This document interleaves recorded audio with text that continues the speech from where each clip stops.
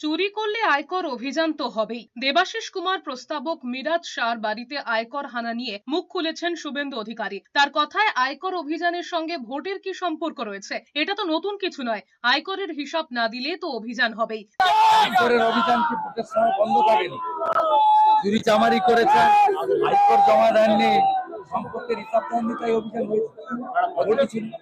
যেভাবে বাংলায় সব ক্ষেত্রে দুর্নীতি হয়েছে, যারা বাংলাকে লুটেছে তাদের তল্লাশি হওয়া উচিত বলে মনে করেন মহারাষ্ট্রের মুখ্যমন্ত্রী দেবেন্দ্র ফডনবিস। इन्होंने बंगाल को लूटा है, ऐसे लुटेरों के घर अगर एजेंसी कार्रवाई करती है उसका स्वागत होना चाहिए। পশ্চিমবঙ্গে চোর পুলিশের খেলা চলছে, আইটি রেড নিয়ে দাবি করেছেন অধীর চৌধুরী। তার কথায় এগুলো এখন প্রায় রোজকারের ঘটনা হয়ে দাঁড়িয়েছে।